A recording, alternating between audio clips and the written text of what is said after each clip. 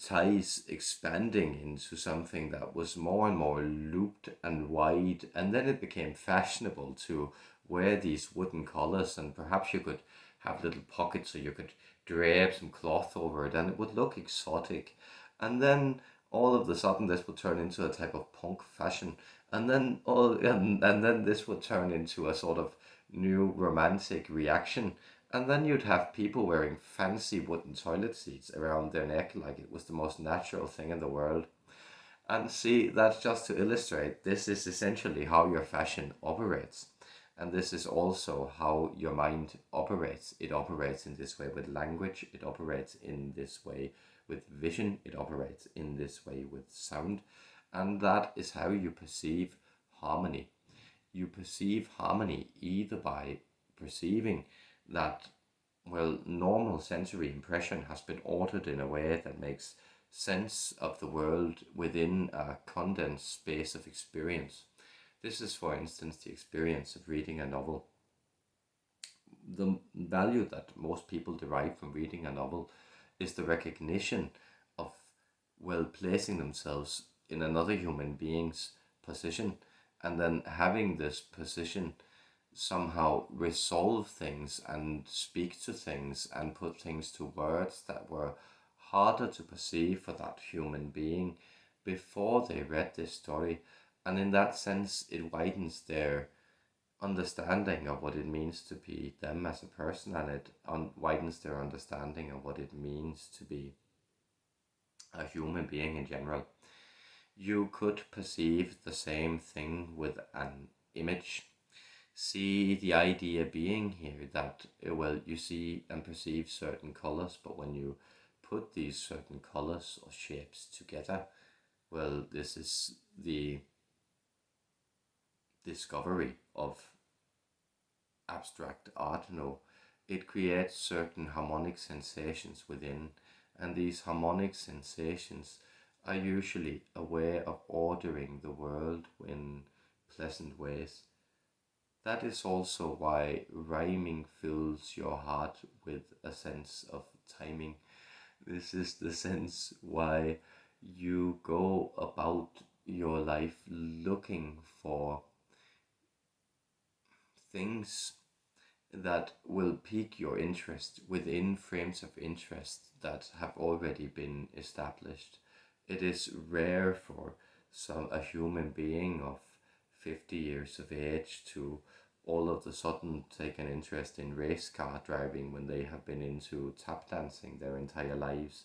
But this is sometimes the case, and this is because you are attempting to wake yourself up. So often in awakening moments, you will perceive clear, strong. We are showing an image of something flushing in, and we would use the word influshing or almost incoming, or things of an undefinable character that appear in your experience, but they are perhaps so undefinable that you don't necessarily even register or term them as phenomenon. You instead have this sense of, well, mood or foreboding, this gut feeling of something that is present yet refuses to announce itself. Maybe something that you would find a little scary, a little uncanny, if you were to really put your finger to it. And this is essentially a way that we are now coming to the understanding of the hybrid program. I am delving into that topic of the precursor energy, which you have asked me to delve into. And this precursor energy, it is indeed shocking.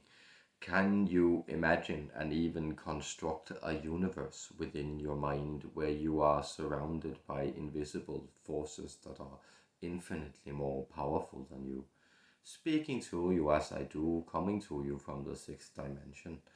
I am myself able to do things which you would consider quite magic, and yet I am aware of beings that I do not mess with. I almost fear to mention the Mantis this day, but they do to some extent run the show, as you have been wondering. But more on that on a different day. I do not wish to add to the confusion here, sweet ones. We were delving into the precursor energy. And the precursor energy, it has to do with you turning into this type of beings yourself, climbing the ascension ladder, becoming more powerful, becoming more magical, becoming more eternal, becoming more energetic and less physicalized. And all these things are very scary. You might sense one day that you are turning into a ghost, that you do not really belong here, that there are strange things happening to you. But these are attractors from the future. And usually, the people who this process is done to, or who has volunteered, often not consciously at in the beginning, often by only their higher selves, to come in and act as precursor energies. These people are the people you would term starseeds. See, you can see the precursor acts as a beacon. It's a type of energetic homing device. It has the effect of anchoring light into an area. It has the effect of slightly changing the vibration of that zone of the time space, rubbing off on other people, and then these people rub off on other people, and so forth and so on. And in this way, we heighten the vibration of the planet, of the human collective, and of nature as a whole. This also means that your nature becomes less threatened by the appearance of unconscious and destructive codes running through the painful experience of unconscious human beings. As you grow conscious, these lights begin to center, and it centers in these precursor pylons that are focused in personal vessels. That is, in most of you engaging with this message, the energetic symptoms that you have been experiencing does to varying degree also stem from the idea that you have been anchoring this energy down into the physical space around you, and this physical space is being loaded. And now your physical space, loaded as it is now ready to also load your commands into it and to interact with you. So you could say that the programmer is now allowed to begin to enter new code into the mainframe. And that is what many of you are doing. But where does this code stem from? Does it come from the future or from these precursor energies? Not necessarily. Usually it comes from these past experiments, so these seed races, these galactic alliance partners that are keeping up with you. Of course, there are many races connected to this in different degrees of intensity, investment, curiosity, and engagement. But there are some certain of races. I know them well, and you do so too. You know of the Arcturians, you know of the Syrians, you know of the Orions on the Hathors, you know of these creatures. You certainly have heard of the Pleiadians, though many as they are certainly invested in human development. This is important to understand, that this development is being guided and traced by incoming light codes. And as I was saying, this is the Starseed codes.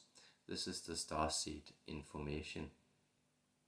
This is dealing with the awakening of your multidimensional understanding of yourself, beginning to perceive yourselves in other realities simultaneously as this reality, beginning to see yourself as a walker through worlds and times and spaces and energies, encompassing all of them, these in your total infinite being, essentially being a part of the whole and the all, and identical with that whole and the all at the same time.